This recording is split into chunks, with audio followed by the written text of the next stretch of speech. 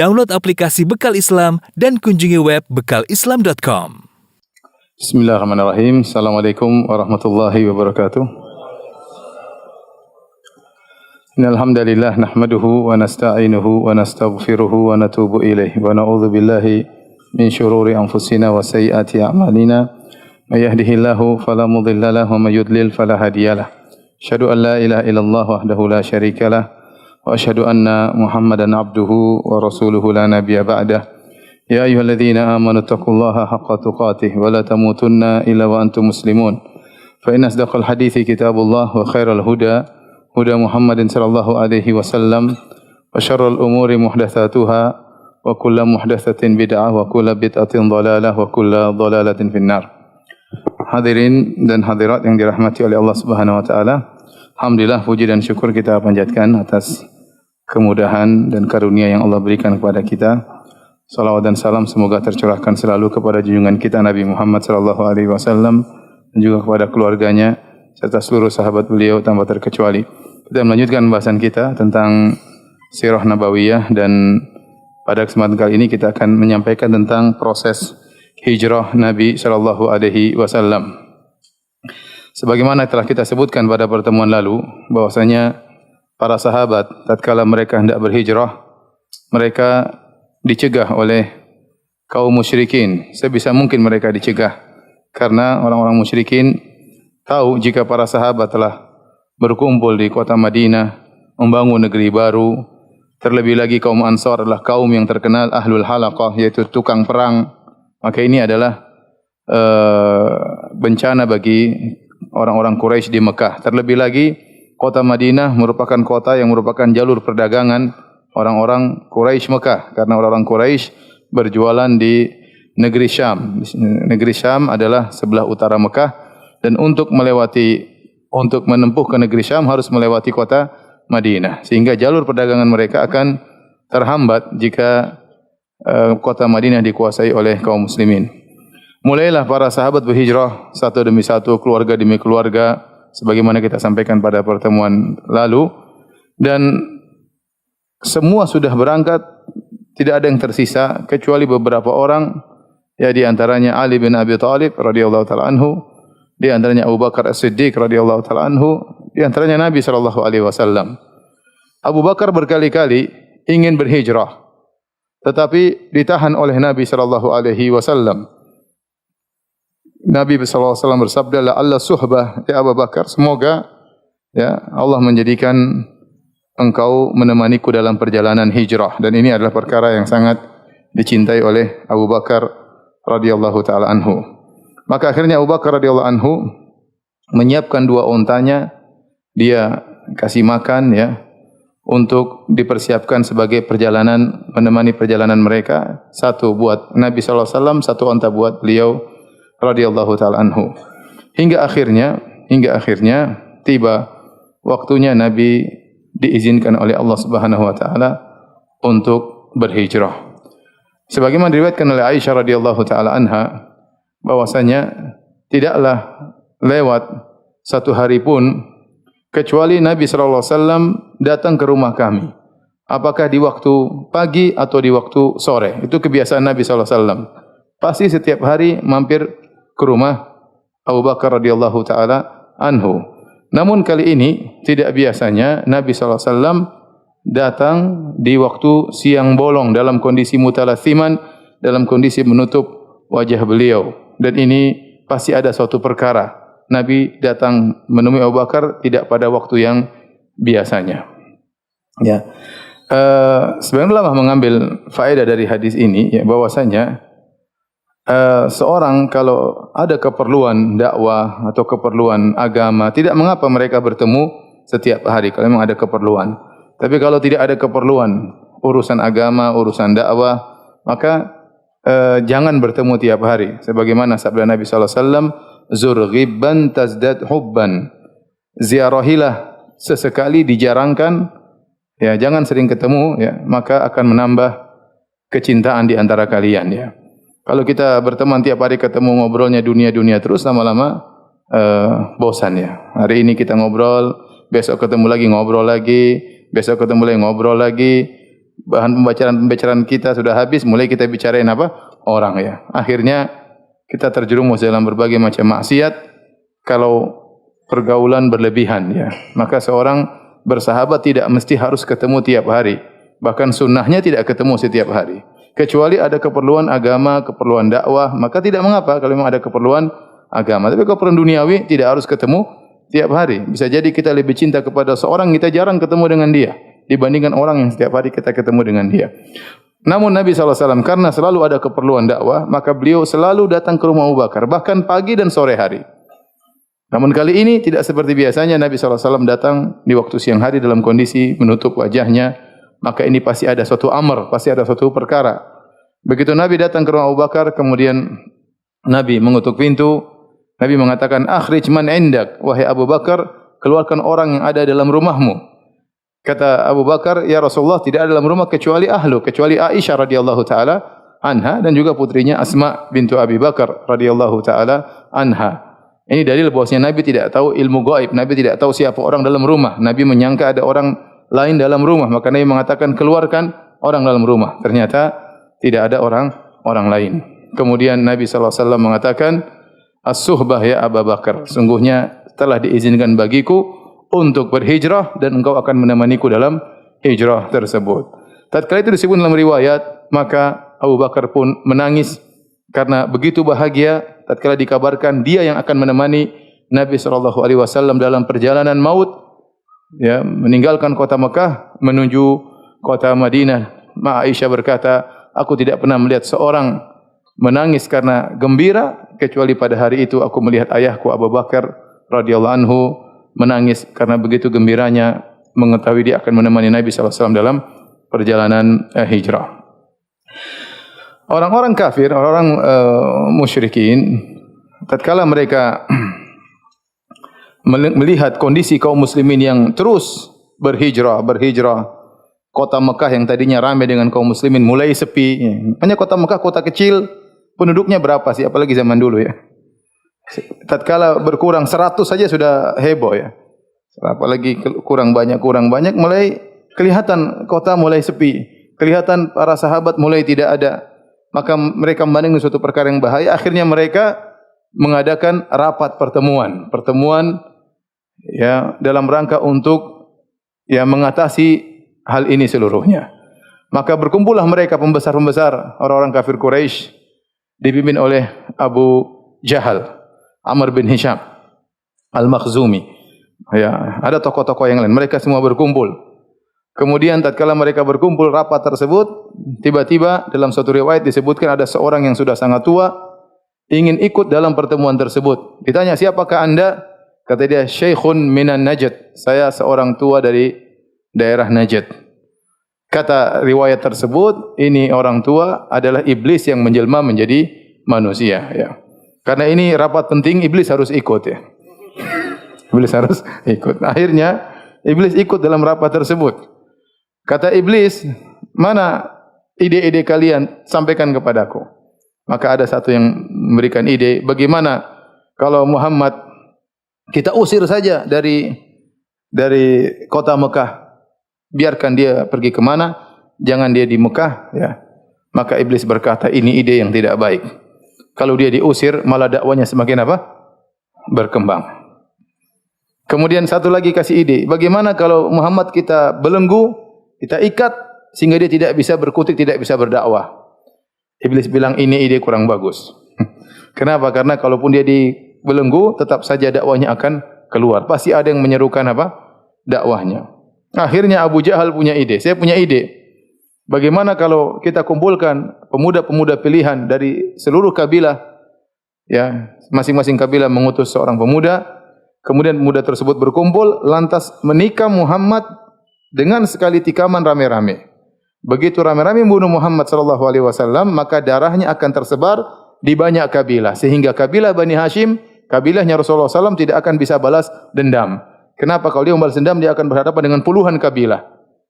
Kata iblis, ini ide yang bagus.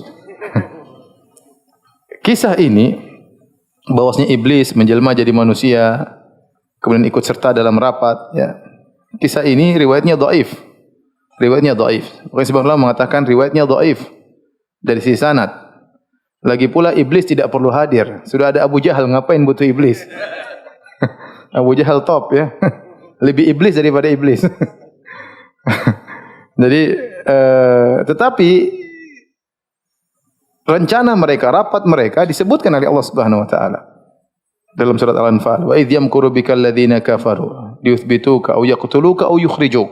Wa yamkuruna wa yamkurullah wallahu khairul makirin.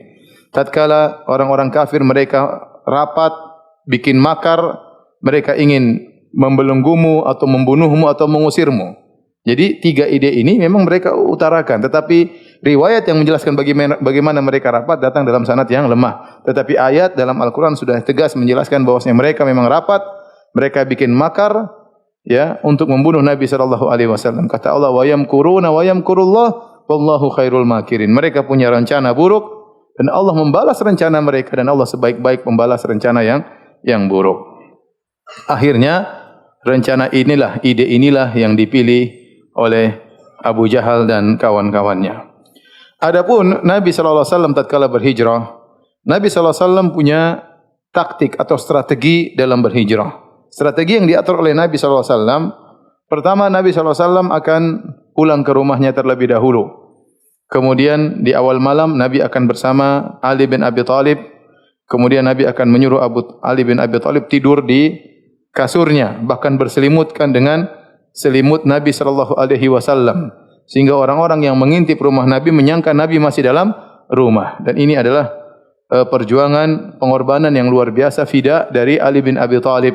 Dia tidur di tempat tidurnya Nabi sallallahu alaihi wasallam, berselimutkan dengan selimut Nabi sallallahu alaihi wasallam, dan ini sangat rawan berbahaya.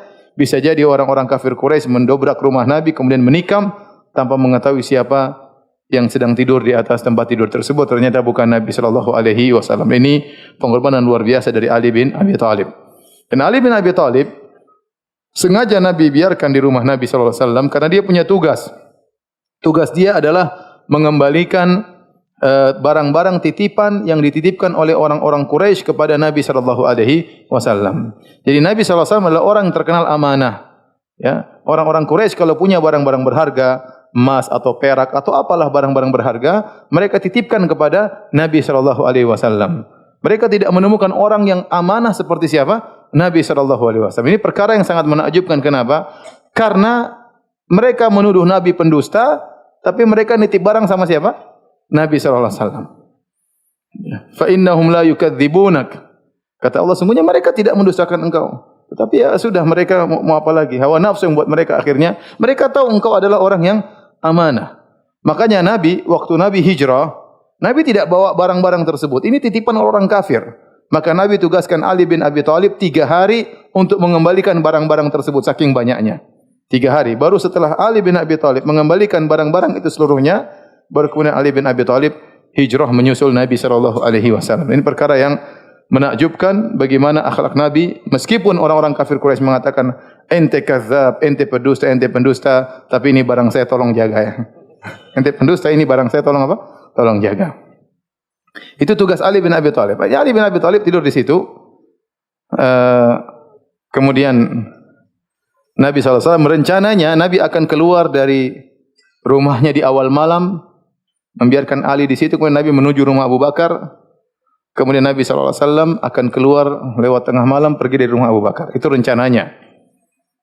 Ternyata Nabi ingin keluar dari rumahnya, tiba-tiba datang pemuda-pemuda itu yang diutus dari berbagai macam kabilah. Sudah mengepung rumah Nabi SAW. Jadi rencana Nabi ternyata berjalan tidak sesuai dengan dugaan. Nabi tidak tahu ilmu gaib. Ya. Nabi sudah siapkan ingin keluar di awal malam, berdiam di rumah Abu Bakar, nanti baru keluar agak malam sedikit. Ternyata baru di awal malam mereka sudah datang mengepung rumah Nabi SAW. Akhirnya Nabi tidak bisa berkutik. Akhirnya Allah tetap menyuruh Nabi keluar dari rumahnya sambil membacakan surat Yasin sampai firman Allah, wa ja'alna min baini aydihim saddan wa min khalfihim saddan fa aghshaynahum fahum la yubsirun. Kami jadikan di depan mereka ada penghalang, di belakang mereka ada penghalang, sehingga kami tutup mata mereka dan mereka pun tidak lihat. Dan ini sudah mukjizat. Bicaranya sudah apa? Mukjizat. Akhirnya Nabi SAW pun keluar sementara mereka tidak lihat Nabi SAW. Bahkan disebutkan Nabi taruh pasir di atas kepala mereka. Mereka tidak sadar. Nabi keluar ke rumah Abu Bakar radhiyallahu taala anhu, baru kemudian setelah itu Nabi berangkat meninggalkan rumah Abu Bakar radhiyallahu taala anhu. Strategi berikutnya, Nabi SAW menyewa seorang penunjuk jalan yang bernama Abdullah ibn Uraiqid, seorang dari kaum musyrikin, dan dia beragama kesyirikan, namun dia amanah. Dan ini strategi yang bahaya ya. Bayangkan kalau penunjuk jalan ini berkhianat. Tetapi Nabi pastikan orang ini amanah, yang penting dikasih duit dan dia akan menjalankan tugasnya dengan baik. Tujuan Nabi apa? Ini penunjuk jalan ini, dia tahu betul jalan bagaimana dari Mekah menuju Madinah lewat jalan yang setapak, bukan lewat jalan umum. Karena kalau Nabi lewat jalan umum sallallahu alaihi wasallam pasti ketangkap. Maka harus melewati jalan setapak di pinggiran-pinggiran, ya. Yang tahu jalan adalah orang ini. Abu Bakar tidak tahu, Nabi juga tidak tahu. Ini ahlinya. Namanya Abdullah ibn Uraiqid, seorang musyrik. Dan ini dalil bahwasanya boleh kita bermuamalah dengan non-muslim atau orang kafir kalau memang kita kenal dia amanah, apakah dia sebagai dokter, apakah dia sebagai bendahara, sekretaris, atau sebagai partner dalam berdagang, tidak ada masalah. Ya, karena kita tidak dilarang untuk berbuat baik sama orang-orang non-muslim kafir yang berbuat baik kepada kita. Bahkan Nabi menyewa orang kafir dalam kondisi yang sangat genting. Waktu Nabi SAW hendak berangkat dari rumah Abu Bakar, maka yang menyiapkan segala perkara adalah keluarga Abu Bakar. Yang menyiapkan onta adalah Abu Bakar radhiyallahu ta'ala anhu. Maka Abu Bakar berkata, ya Rasulullah, ini onta sudah saya siapkan. Satu buat saya, satu buat engkau. Terimalah onta dariku ya Rasulullah. Kata Rasulullah SAW, la illa bisaman. Saya tidak mau ambil kecuali saya bayar. Ini bukan kebiasaan Nabi SAW. Biasanya Nabi SAW kalau dikasih hadiah oleh Abu Bakar, Nabi terima. Apalagi dalam rangka dakwah. Namun kali ini Nabi mau bayar. Nabi tidak mau ngambil gratis. Ya. Kenapa? Kata para ulama, karena Nabi tahu bahwasanya perjalanan ini, perjalanan maut dari Mekah menuju Madinah, hijrah, ini ibadah yang sangat mulia. Dan Nabi ingin beribadah dengan biayanya sendiri. Ya, makanya antum kalau mau haji bayar sendiri ya. Jangan tunggu gratisan ya. Antum mau umroh bayar sendiri, jangan tunggu gratisan. Kalau saya gratis. Jadi mau saya kalau kita ada suatu amalan yang itu bermanfaat bagi akhirat kita, jangan tunggu orang lain yang bayar, kita bayar sendiri. Kalau kita bisa berdakwah, jangan tunggu orang lain yang menyumbang. Kalau kita bisa yang sumbang, kita yang sumbang. Ini karena untuk akhirat kita. Maka Nabi SAW kali ini biasanya dia tidak menolak hadiah. Kali ini dia mau bayar dan Abu Bakar ngerti. Maka Abu Bakar terima pembayaran Nabi sallallahu alaihi wasallam. Nabi ingin berhijrah dengan uangnya sendiri. Kemudian yang menyiapkan makanan siapa? Aisyah radhiyallahu anha dengan kakaknya Asma bintu Abi Bakar radhiyallahu taala anha. Maka mereka siapkan makanan, siapkan minuman, dimasukkan dalam suatu tempat yang terbuat dari kulit, kemudian makanan dan minuman. Kemudian makanan tersebut perlu diikat. Tidak ada ikatan waktu itu. Mereka miskin, tali untuk ikat enggak ada. Akhirnya kata Asma, bagaimana saya mengikatnya? Maka kata Abu Bakar, pakai nitokmu. Nitok itu adalah semacam sabuk yang dipakai oleh wanita-wanita dahulu tatkala mereka hendak giat bekerja, mereka ikat sabuk tersebut di pinggang mereka sehingga mungkin mereka lebih sigap dalam bekerja. Kalau kita laki-laki dengan menyingsingkan lengan baju, perempuan dengan caranya demikian. Itu namanya nitok. Maka akhirnya kata Asma, ya Abu Bakar, ya ayahanda, nitokku cuma satu. Kata Abu Bakar, syuqih, belah dua. Maka dibelah nitok tadi yang satu dijadikan dua untuk mengikat satu tempat makanan, satu tempat minuman. Gara-gara peristiwa ini, Asma bintu Abi Bakar diberi gelar oleh para sahabat Asma dzatun nitoqain. Asma bintu Abi Bakar sang pemilik dua tali. Apa fungsinya tali? Ini tali kelihatan sederhana, tapi ini tali berfungsi tentang masalah hijrah. Tali ini punya peran membangun negeri Islam di kota Madinah. Gara-gara di antara sebab tali ini yang untuk mengikat makanan, maka tersebarlah Islam ke penjuru dunia. Oleh karenanya, meskipun jasanya hanya sekedar ikat tali, itu diabadikan oleh para sahabat. Dikenal Asma bintu Abi Bakar dzatun nitaqain. Dialah Asma sang pemilik dua tali. Yang dua tali tersebut pernah digunakan untuk mengikat makanan Nabi dan minuman Nabi SAW dalam rangka bekal untuk berhijrah di jalan Allah Subhanahu wa taala. Sejak itulah beliau dikenal dengan gelar tersebut radhiyallahu taala anha. Setelah semuanya siap, ya, maka kemudian Nabi sallallahu alaihi wasallam berangkat bersama Abu Bakar. Strategi berikutnya atau taktik berikutnya, Nabi sallallahu alaihi wasallam dari Mekah ke Madinah adalah ke arah utara. Ya, sekitar 450 kilo. Tetapi ternyata Nabi ketika berangkat tidak langsung ke arah utara. Nabi SAW ke arah selatan terlebih dahulu, semakin menjauh dari kota Madinah, yaitu ke Jabal Thawr. Di Jabal Thawr tersebut namanya Goa Thawr. Jaraknya saya kalau kurang tidak salah sekitar 7-8 kilo atau 6 kiloan dari Masjidil Haram ke Jabal Thawr tersebut. Jadi tujuannya apa? Tujuannya untuk mengelabui orang-orang musyrikin. Jadi Nabi keluar, Nabi langsung ke arah selatan, semakin menjauh dari kota Madinah. Nah, orang-orang akan cari ke arah kota Madinah. Sehingga mereka nanti cari-cari, mereka tidak dapat, mereka menyangka Muhammad dan Abu Bakar sudah lolos. Padahal belum lolos, masih sembunyi.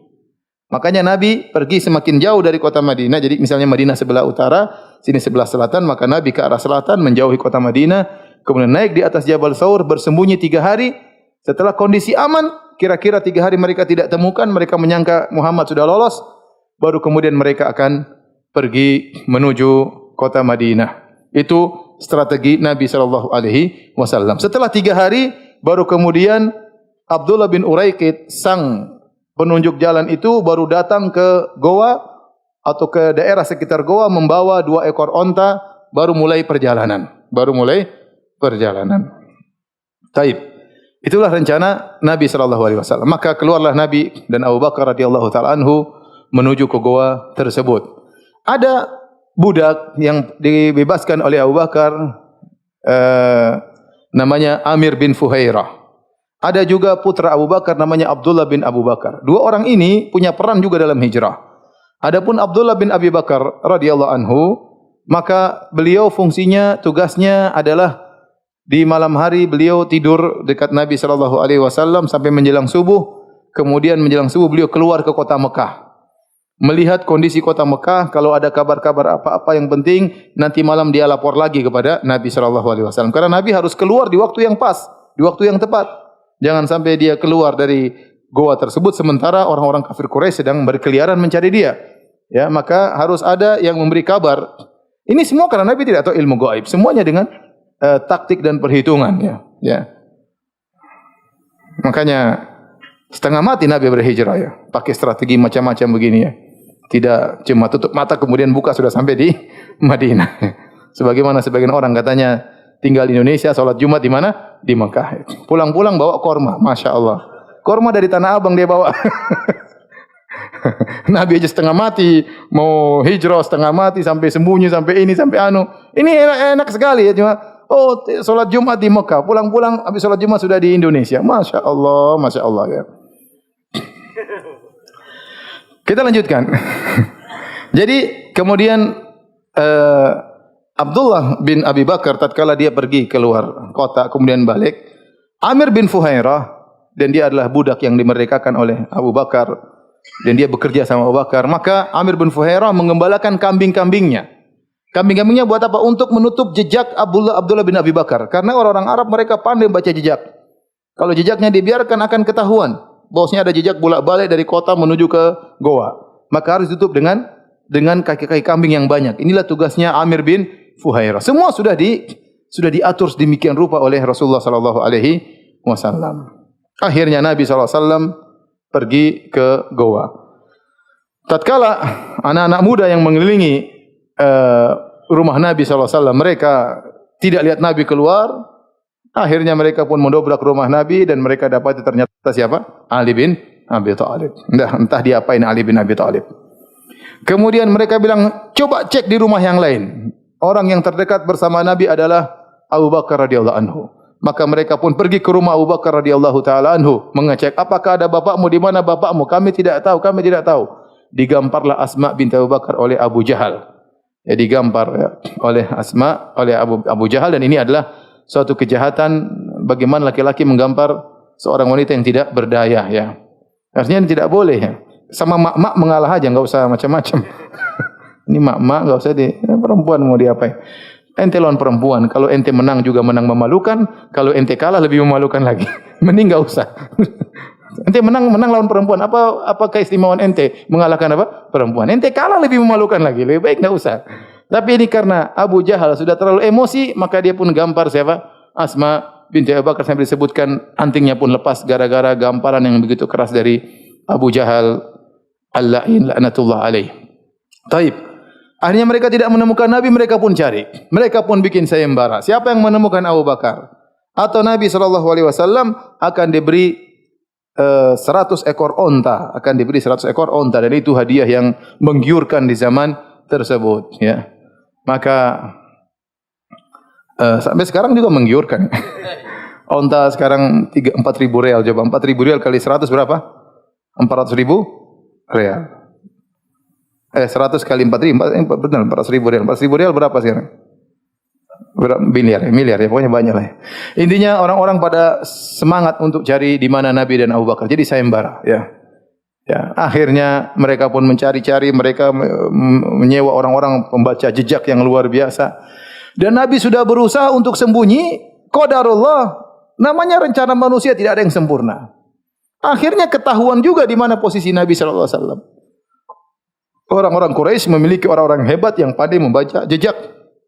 Akhirnya mereka sepasukan datang, mereka naik di atas Jabal Thawr. Sudah tiba di mulut goa di mana lokasi Nabi, mereka kehilangan jejak. Jejak terakhir di sini. Ini di mana nih orang-orang ini? Subhanallah. Nabi sudah berusaha semaksimal mungkin, ternyata ketahuan juga, ya, ketahuan juga. Tetapi tatkala Nabi sudah berusaha maksimal, sudah berdoa, maka kalau ada kekurangan Allah yang akan sempurnakan. Allah akan sempurnakan. Maka tatkala mereka tiba di mulut goa, Abu Bakar ketakutan. Abu Bakar ketakutan. Ya, ketakutan Nabi ketangkap ya. Maka kata Abu Bakar radhiyallahu anhu, "Ya Rasulullah, law anna ahadahum absara ila tahti qadamai la absarana." Ya Rasulullah, seandainya salah seorang dari pasukan tersebut nengok ke bawah, dia akan lihat kita. Jadi goanya itu ke bawah, turun ke bawah. Dan mereka sudah berdiri di mulut goa dan mulut goanya ke bawah. Nah, kata Abu Bakar, kalau salah seorang nengok ke bawah, pasti kita ketahuan. Abu Bakar ketakutan. Dan yang benar bahwasanya mulut goa terbuka. Adapun hadis-hadis bahwasanya ada sarang laba-laba di situ, hadisnya dhaif. Demikian juga ada tumbuh pohon yang di situ, juga hadisnya dhaif. Ada merpati yang bertelur di situ, hadisnya juga dhaif. Karena kalau ini semuanya ada, Abu Bakar tidak perlu ketakutan.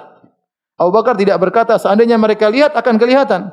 Karena mereka lihat pun tidak akan kelihatan karena ada pohon, karena ada burung merpati, karena ada sarang laba-laba. Yang benar itu semuanya dhaif, yang benar mulut goa terbuka. Tatkala Abu Bakar ketakutan, apa kata Nabi sallallahu alaihi wasallam? Ya Abu Bakrin, ma dhannuka bithnaini Allahu thalithuhuma. Wahai Abu Bakar, bagaimana menurutmu tentang dua orang yang Allah adalah ketiga di antara mereka? Tenang. Dalam ayat kata Nabi sallallahu alaihi wasallam, la tahzan innallaha ma'ana. Jangan kau sedih, sungguhnya Allah bersama kita. Allah abadikan dalam Al-Qur'an, kata Allah, thaniya thnaini idh huma fil ghar idh yaqulu li sahibihi la tahzan innallaha ma'ana. Orang yang kedua bersama sahabatnya tatkala mereka berdua dalam goa. Allah ceritakan Abu Bakar dan Nabi sallallahu alaihi wasallam. Idh yaqulu li sahibihi, tatkala yang kedua yaitu Muhammad sallallahu alaihi wasallam berkata kepada temannya yaitu Abu Bakar radhiyallahu taala anhu, la tahzan, jangan kau sedih, innallaha ma'ana, Allah bersama kita. Allah bersama kita. Akhirnya mereka cari-cari tidak dapat, mereka akhirnya pergi. Jadi kalau seorang sudah berusaha, ada kekurangan, Allah akan sempurnakan. Ya, Allah akan sempurnakan. Yang penting kita berusaha, berdoa, setelah itu serahkan keputusannya kepada Allah Subhanahu wa taala.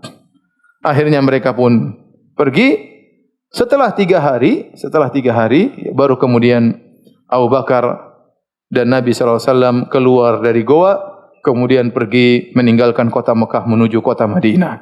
Mulailah mereka berjalan menuju kota Madinah. Tatkala Nabi sallallahu alaihi wasallam meninggalkan kota Madinah, kota Mekah, maka Nabi berucap kepada kota Mekah dengan penuh kesedihan. Kata Nabi sallallahu alaihi wasallam, "Innaki la khairu ardillah wa ahabbu ardillah ila Allah. Laula anna qaumaki akhrajuni ma kharajtu minki." Wahai kota Mekah, engkau adalah kota yang paling dicintai oleh Allah. Engkau adalah kota yang terbaik. Kalau bukan kaummu mengusirku, aku tidak akan keluar darimu. Kemudian dalam hadis yang lain kata Nabi sallallahu alaihi wasallam, "Ma atyabaki min balad." Sungguh indah engkau wahai kota Mekah. Sungguh baik kota Mekah. Ya. Nabi sangat mencintai kota Mekah, ya. Kalau bukan aku diusir oleh kaummu, ma sakantu ghairaki. Aku tidak akan mencari tempat lain sebagai penggantimu. Oleh karenanya Al-Aini, Badruddin Al-Aini berkata, "Ibtalallahu nabiyahu bi firaqil watan." Allah Subhanahu wa taala menguji nabinya dengan berpisah dari tanah airnya, dari kampung halamannya. Dan ini adalah ujian tersendiri. Bagaimana tidak, kota Mekah adalah tempat lahir Nabi SAW. Kota Mekah tempat Nabi bertemu dengan Khadijah radhiyallahu taala anha. Kota Mekah tempat Nabi bertumbuh berkembang, masa kanak-kanaknya, ketemu om-omnya, ketemu kakeknya, semuanya di situ. Semua banyak anak-anaknya lahir di situ, rumahnya di situ. Bertahun-tahun. Nabi sudah 50 tahun lebih tinggal di situ. Kemudian harus terusir dari kampungnya, meninggalkan rumahnya, hartanya, seluruh kenangan harus dia tinggalkan, pergi ke suatu tempat yang baru. Maka Nabi pergi dengan penuh kesedihan. Makanya Nabi berkata, "Laula anna qaumaki akhrajuni ma kharajtu minki." Kalau bukan aku diusir oleh kaummu wahai kota Mekah, aku tidak akan meninggalkan engkau. Ini adalah ujian yang sangat berat. Bagaimana kalau kita diusir dari negeri kita, tentu perkara yang sangat tidak enak. Bagaimanapun negeri sendiri adalah yang lebih nyaman dan lebih tentram dan lebih enak. Ya, siapapun presidennya. Nanti di-cut ya. Baik, kita lanjutkan. Saya kepancing nih. Baik, kita lanjutkan. Ya benar, sebagaimana. Ya sekarang kita mau tinggal di mana? Mau tinggal di Eropa. Ya Eropa enak seminggu buat jalan-jalan. Habis itu sudah enggak enak. Mau ke mana? Mau ke Saudi. Saudi untuk ibadah, oke. Untuk tinggal setengah mati. Musim dingin kedinginan, musim panas kepanasan. Ya. Enak di tempat kita, gado-gado ada, apalagi. Ya, apa namanya, empek-empek ada. Di sana mau cari di mana? Sampai mampus enggak dapat sesuatu. Baik, ya. Oleh karenanya benarlah perkataan seorang penyair, ya. Nakil fuadaka haitsu syi'ta minal hawa famal hubbu illa lil habibil awwali. Pindahkanlah hatimu ke tempat mana saja yang kau sukai, tapi cinta yang sejati adalah cinta yang pertama. Benar atau tidak?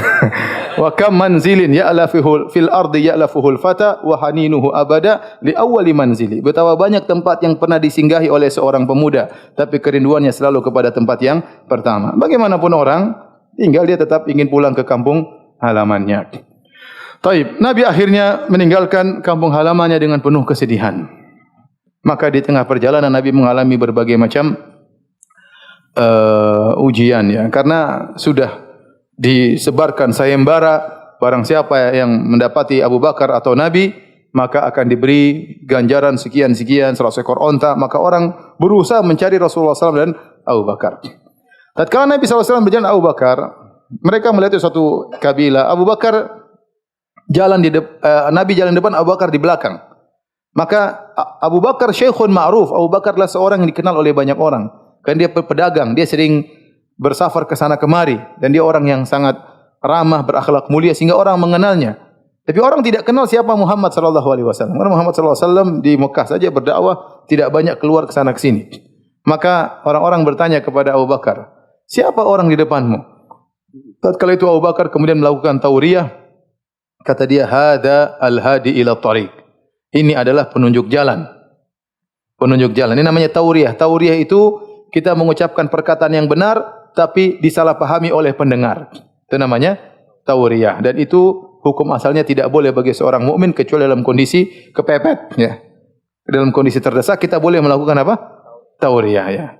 Jadi orang yang mendengar menyangka bahwasanya Abu Bakar berkata, "Ini penunjuk jalanku." Ternyata Nabi juga tidak tahu jalan.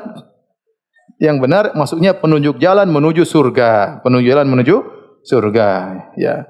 Ini kalau kepepet tidak jadi masalah, ya. Ya. Sebagaimana dilakukan Nabi Ibrahim alaihissalam. Kemudian akhirnya Nabi dan berjalan bersama Abu Bakar radhiyallahu taala anhu. Di tengah perjalanan ada seorang, ya, yang dia Surakah, bernama Surakah bin Malik bin Ju'shum, ya. Dia seorang yang ingin mendapatkan sayembara tersebut. Maka dia menanti-nanti daerah yang akan dilewati oleh Rasulullah sallallahu alaihi wasallam. Dia mungkin juga tahu jalan. kalau Muhammad tidak lewat jalan ini pasti lewat jalan setapak. Maka dia berusaha menanti Rasulullah SAW lewat jalan tersebut. Dan dia punya anak buah untuk mengecek lokasi sana sini, apakah Rasulullah SAW lewat atau tidak. Rasulullah SAW berjalan, mereka berempat ya.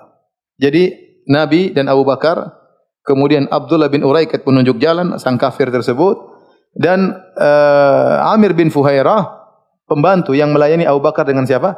Dengan Nabi sallallahu alaihi wasallam.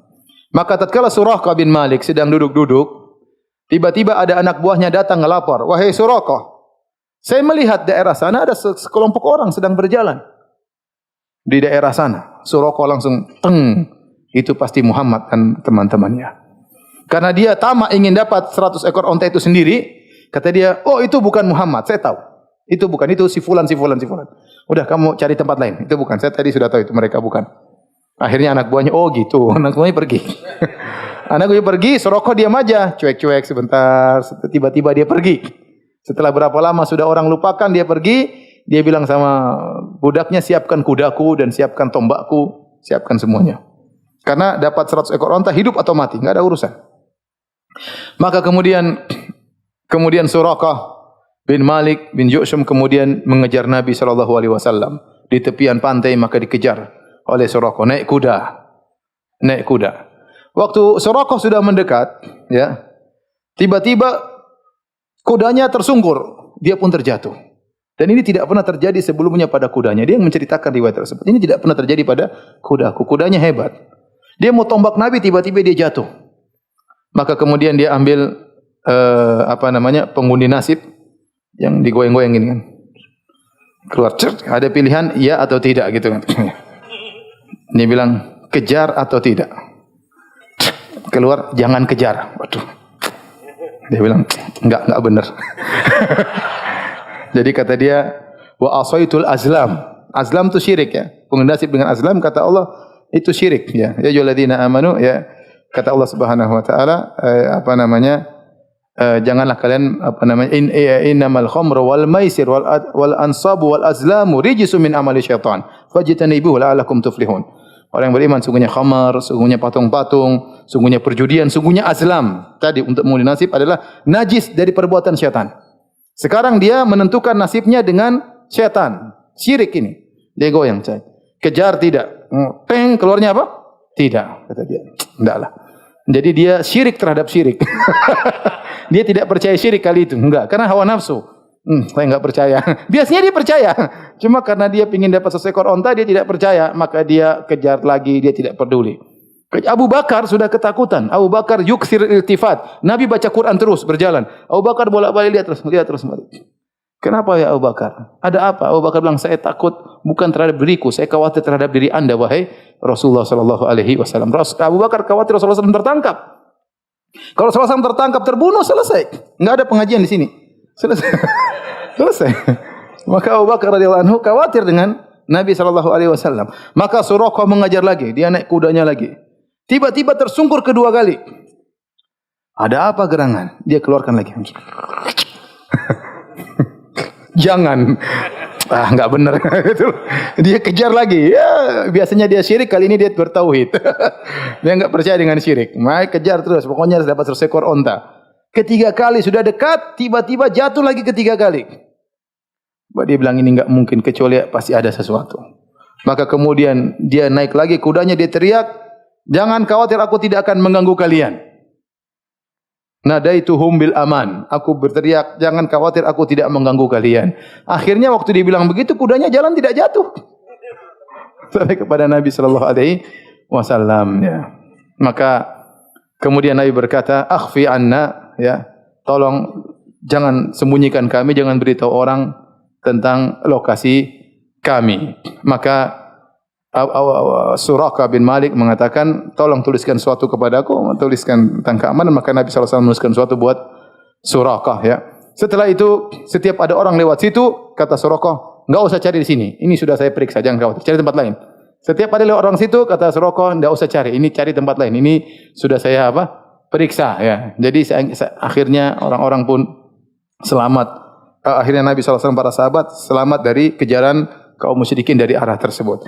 Datang suatu riwayat disebutkan bahwasanya Nabi berkata, wahai Suraqah, bagaimana kondisimu tatkala kau memakai gelang-gelang dari Persia dan Romawi? Maka Suraqah kaget dengan perkataan Nabi SAW tersebut. Dan ternyata di zaman Khalifah Umar, Umar menguasai Persia dan akhirnya Umar didatangkan harta yang begitu banyak, maka Suraqah tatkala itu dipanggil dan dipakaikan gelang-gelang tersebut. Namun ini riwayatnya apa? Riwayatnya lemah. Riwayatnya lemah ya. Dalam riwayat yang sahih justru Umar mengumpulkan harta tersebut, Umar masukkan dalam Baitul Mal. Kata Umar, inilah sebab terjadinya pertikaian dan permusuhan di antara kita. Gara-gara apa? Harta ya. Gara-gara harta tersebut. Kemudian Nabi SAW melanjutkan perjalanan dan akhirnya nanti menuju ke kota Madinah dan dinanti-nantikan oleh para sahabat radhiyallahu taala anhum. Insyaallah kita lanjutkan pada pertemuan berikutnya ya.